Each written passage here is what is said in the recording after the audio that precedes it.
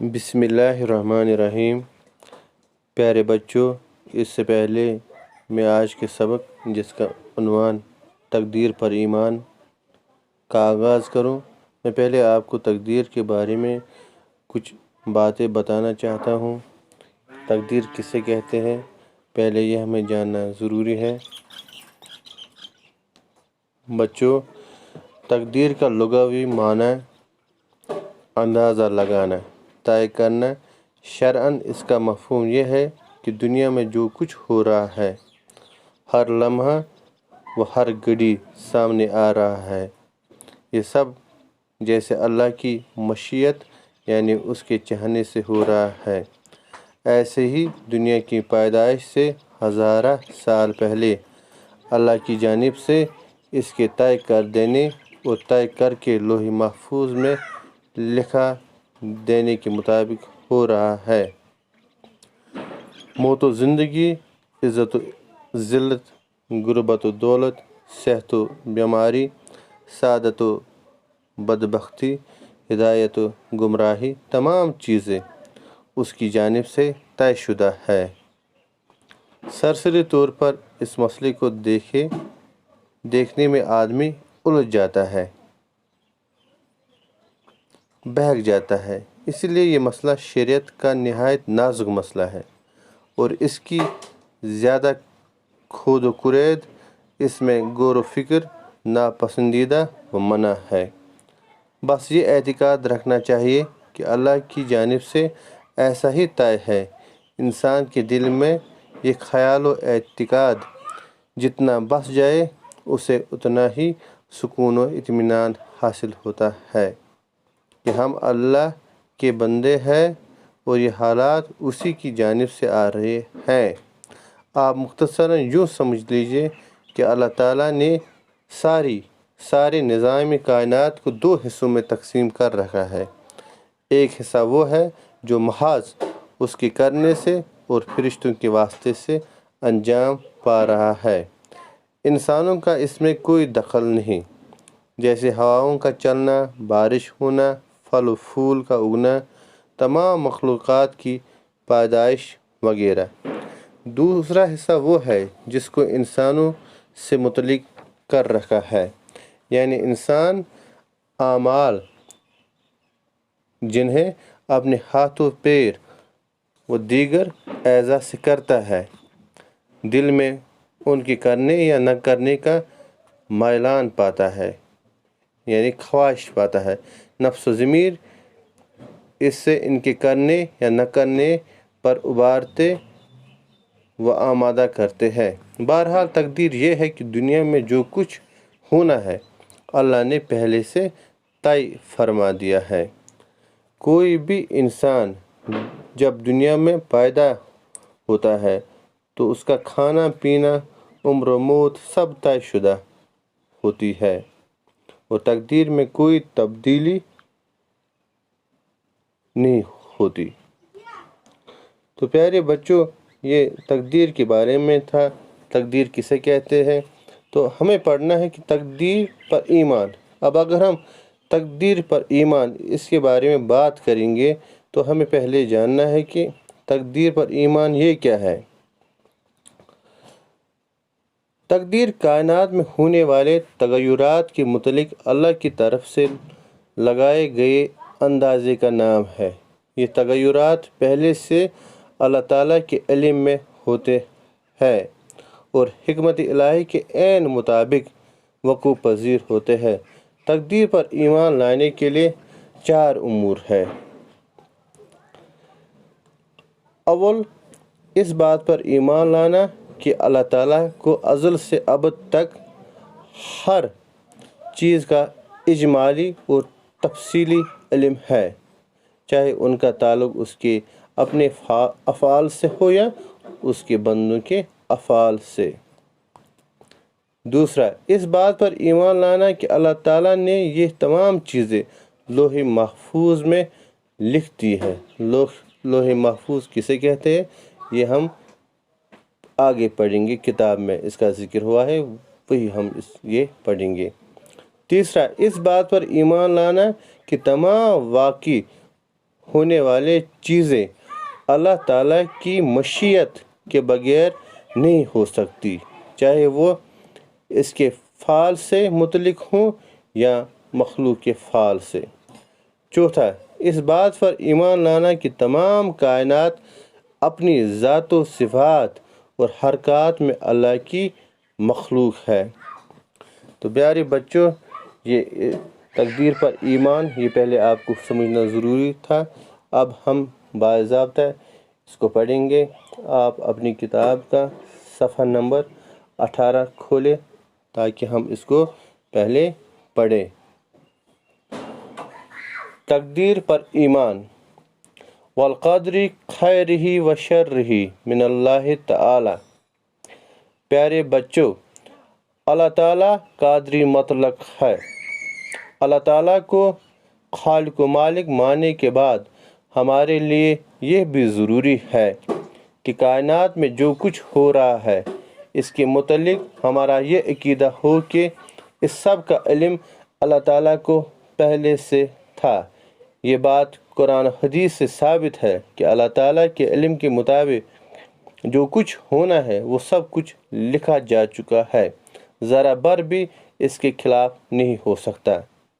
ہمارا ایمان ہے کہ اللہ ہر چیز کے بارے میں جو ہو چکا ہے اور جو ہوگا اور جس طرح ہوگا سب جانتا ہے۔ ہمارا ایمان ہے کہ آسمان و زمین میں جو کچھ ہے اور قیامت تک جو کچھ ہونے والا ہے اللہ تعالیٰ نے لوح محفوظ پر لکھا ہوا ہے۔ اللہ تعالیٰ کا ارشاد ہے، الم تعلم ان اللہ یعلم ما فی السماء والارض ان ذالک فی کتاب۔ ترجمہ، کیا تم نہیں جانتے کہ جو کچھ زمین اور آسمان میں ہے اللہ اس کو جانتا ہے، یہ کتاب میں لکھا ہوا ہے۔ ہمارا ایمان ہے کہ اللہ تعالیٰ جو چاہتا ہے وہ ہو جاتا ہے اور جو کچھ وہ نہیں چاہتا وہ نہیں ہوتا۔ لیکن اس کے ساتھ ہمارا یہ بھی عقیدہ ہے کہ اللہ تعالیٰ نے اپنے بندوں کو اختیار اور قدرت سے نوازا ہے۔ اللہ تعالیٰ نے اپنے بندوں کو نیک کام کرنے اور برے کاموں سے رکنے کا مکلف بنایا ہے۔ نیک کام کرنے پر انعام اور برے کام کرنے پر سزا اس بات کی دلیل ہے کہ انسان مجبور نہیں بلکہ مختار ہے۔ حکیم الامت شاعر مشرق علامہ اقبال نے اس بارے میں حقیقت کی طرف اشارہ کیا ہے۔ شعر ہے، عمل سے زندگی بنتی ہے جنت بھی جہنم بھی، یہ خاکی اپنی فطرت میں نہ نوری ہے نہ ناری ہے۔ انسان اپنی مرضی سے اٹھتا بیٹھتا سوتا جاگتا اور کام کرتا ہے، اسے ہرگز محسوس نہیں ہوتا کہ کوئی اسے یہ کام کرنے پر مجبور کر رہا ہے۔ حضرت ابن عباس رضی اللہ تعالیٰ عنہ شام کی وبا کے قصے میں نقل فرماتے ہیں کہ جب حضرت عمر رضی اللہ تعالیٰ عنہ مقام سرگ کے پاس پہنچے تو آپ کو اطلاع ملی کہ شام میں تو وبا پھیل رہی ہے۔ یہ سن کر آپ نے لشکر کو واپسی کا حکم دے دیا۔ اس پر حضرت ابو عبیدہ رضی اللہ تعالیٰ عنہ نے تعجب سے فرمایا، اچھا آپ تقدیر سے بھاگ رہے ہیں؟ یعنی اگر موت مقدر ہو چکی ہے تو پھر اس واپسی کا کیا فائدہ؟ حضرت عمر رضی اللہ تعالیٰ عنہ نے اس کا بڑا حکیمانہ جواب دیا، فرمایا، ابو عبیدہ رضی اللہ تعالیٰ عنہ، اگر دو وادیاں ہوں، ایک سرسبز دوسری خشک، بولو اپنے اونٹ کس میں چراؤ گے؟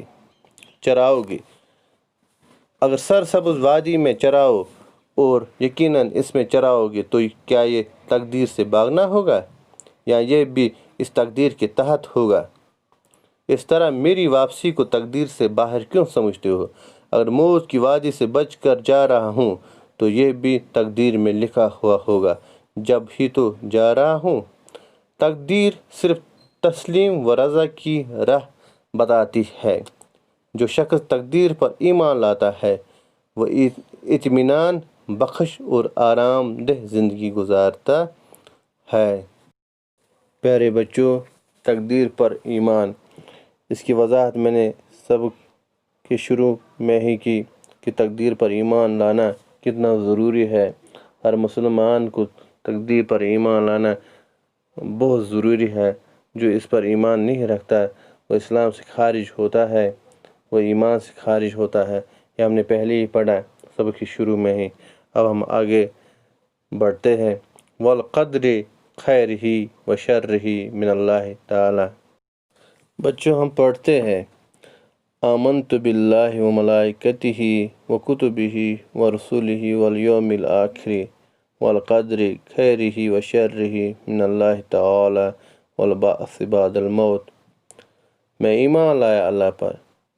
پہلے ہم اقرار کرتے ہیں کہ میں نے ایمان لایا اللہ پر، اللہ جس نے، جو ہمارا خالق و مالک ہے، جس نے یہ پوری کائنات بنائی، بڑے بڑے پہاڑ بنائے، سمندر بنائے، دریا بنائے، انسان بنائے، جانور بنائے، پیڑ پودے بنائے، غرض آسمان سے لے کر زمین پر جتنی بھی چیزیں ہمیں نظر آتی ہیں سب اللہ نے بنائی ہیں۔ اور اس کے فرشتوں پر ہم نے ایمان لایا۔ اللہ تعالیٰ کے بے شمار فرشتے ہیں جو اللہ تعالیٰ کی مخلوق ہے، جو دکھائی نہیں دیتے، ان پر ہم نے ایمان لایا۔ سب سے بڑے فرشتے حضرت جبرائیل علیہ السلام، حضرت میکائیل علیہ السلام، حضرت اسرافیل علیہ السلام، حضرت عزرائیل علیہ السلام، جو سب سے بڑے فرشتے ہیں۔ اس کے علاوہ جو ہمارے ساتھ ہوتے ہیں، 24 گھنٹے ہمارے ساتھ ہوتے ہیں، کرامن کاتبین، یا قبر میں جو ہمیں سوال کریں گے نکیر منکر، ان فرشتوں پر ہمارا ایمان ہونا چاہیے، ان پر ہمیں یقین ہونا چاہیے کہ یہ اللہ تعالیٰ کے فرشتے ہیں۔ جو شخص ان کا انکار کرے گا، فرشتوں کا انکار کرے گا، اسلام سے خارج ہوگا، وہ ایمان سے خارج ہوگا۔ اور اللہ تعالیٰ کی کتابوں پر ہم نے ایمان لایا، تورات، زبور، انجیل، قرآن، ان پر ہم نے ایمان لایا۔ اور اس کے سب رسولوں پر، یعنی اللہ تعالیٰ کے پیغمبروں پر ہم نے ایمان لایا، جو کم و بیش 1,24,000 پیغمبر ہے۔ اور آخرت کے دن پر ہم نے ایمان لایا، یعنی قیامت کے دن، جس دن ہمارے اعمال کا حساب ہوگا، ہم نے دنیا میں کیا کیے، اچھے اور برے کاموں کا حساب ہوگا۔ اور جس نے اچھے اعمال کیے ہوں گے وہ جنت میں جائے گا، اور جس نے برے کام کیے ہوں گے، برے اعمال کیے ہوں گے، وہ جہنم میں جائے گا۔ تو اس دن ان چیزوں کا حساب ہوگا۔ تو اس آخرت کے دن پر بھی ہمارا ایمان ہونا چاہیے، اور اچھی اور بری تقدیر پر، یعنی خیر و شر اللہ تعالیٰ کی طرف سے ہے، مصیبت اور خوشی سب اللہ تعالیٰ کی طرف سے ہے، اس پر بھی ہمارا ایمان ہونا چاہیے۔ اور مرنے کے بعد دوبارہ زندہ ہونے پر، یعنی مرنے کے بعد پھر سے زندہ ہونا ہے قیامت کے دن، اس دن ہمارے اچھے اور برے اعمال کا حساب ہوگا۔ یعنی جس نے اچھے اعمال کیے ہوں گے وہ جنت میں جائے گا، اور جس نے برے اعمال کیے ہوں گے وہ جہنم میں جائے گا۔ پیارے بچوں، یہ اس سبق کا حصہ اول تھا۔ انشاءاللہ آئندہ اس کا دوسرا حصہ پڑھیں گے۔ تب تک کے لیے اللہ حافظ، شکریہ۔